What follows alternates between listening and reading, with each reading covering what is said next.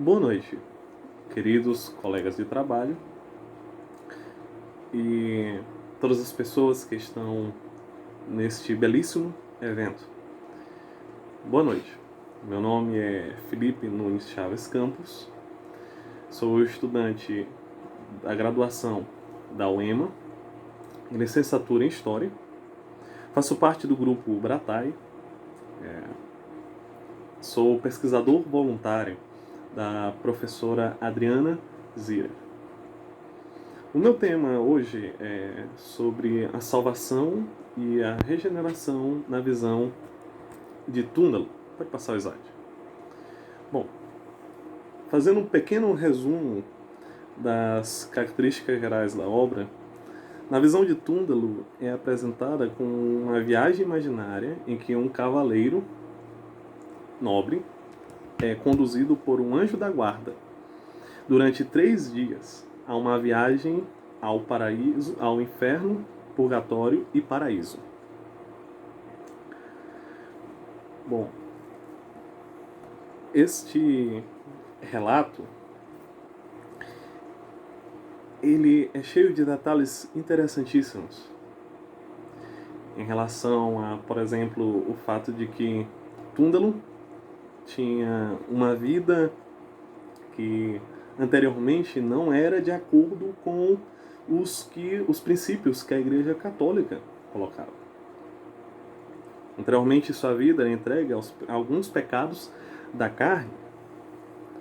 Então, como forma, Deus manda um anjo da guarda a Tyndall. E ele tem uma espécie de mal súbito.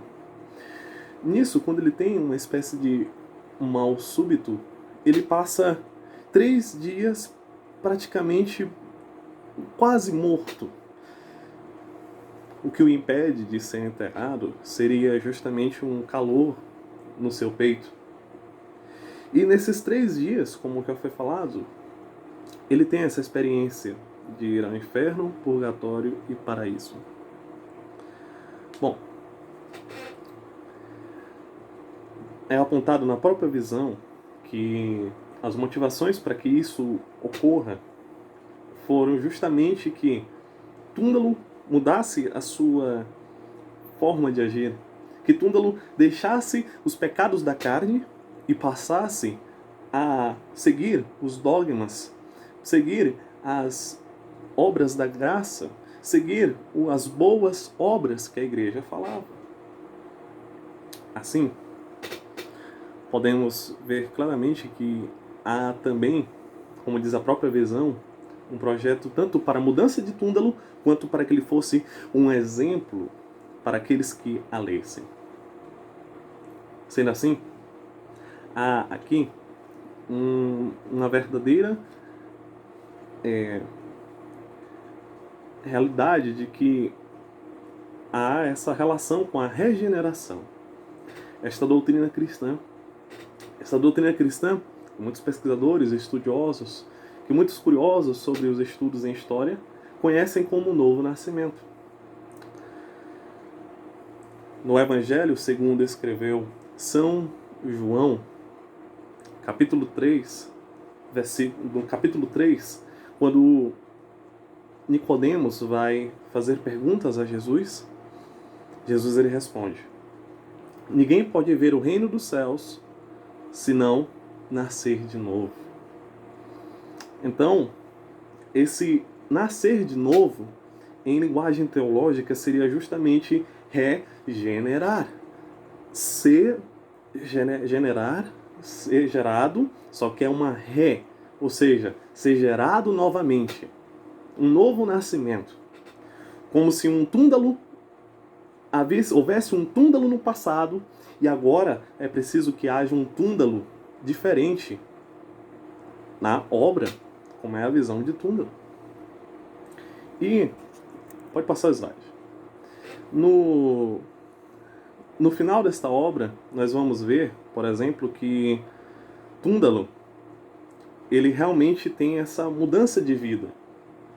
Porque anteriormente ele praticava diversos pecados, mas Agora, ele começa a seguir os padrões, os princípios da igreja.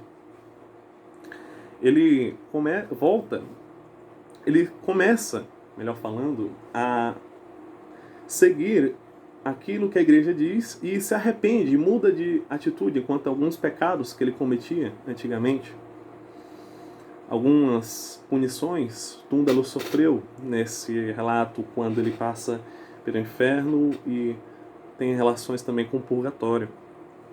São elas as pontes de pregos aos ladrões, a besta Aqueronte aos avarentos,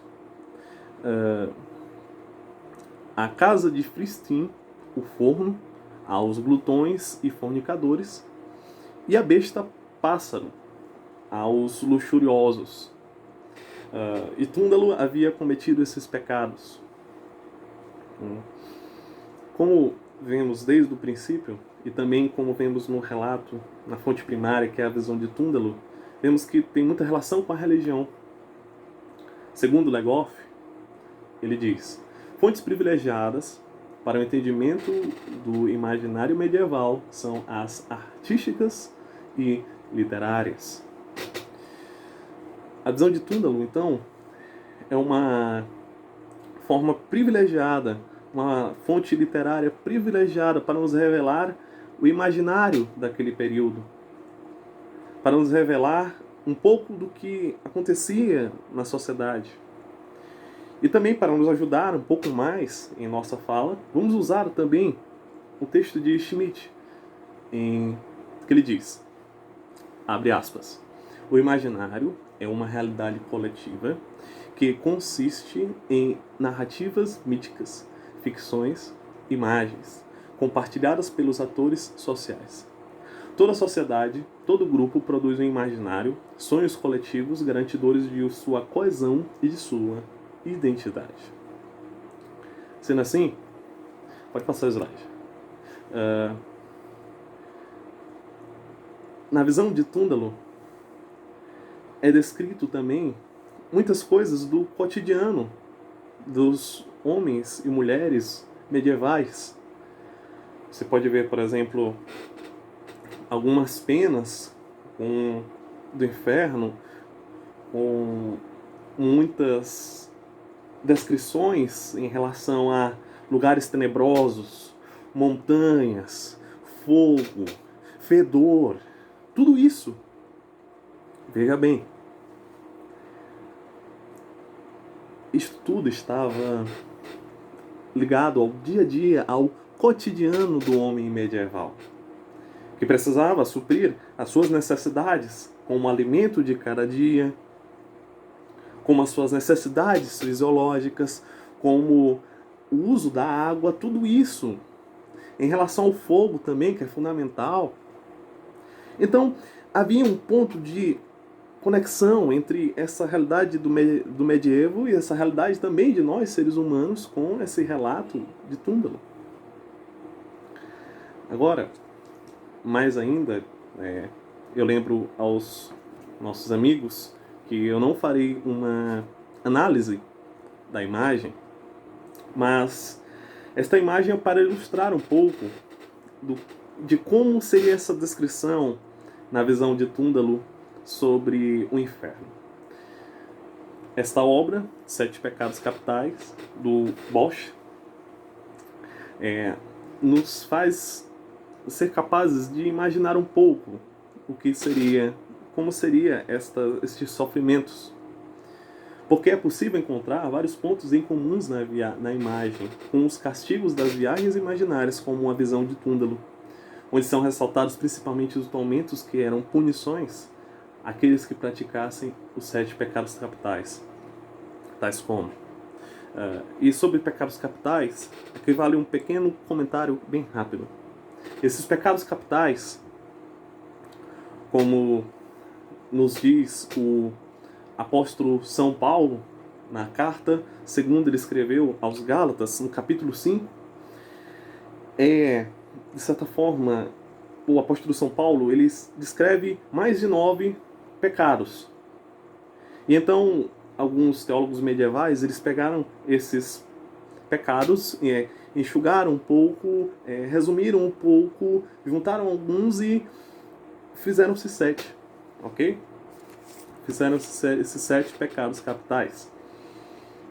Nesta imagem, e também na visão de Túndalo, lembro-lhes que a visão de Túndalo tem algo parecido, mas não é sobre a visão de Túndalo essa imagem, tá bom?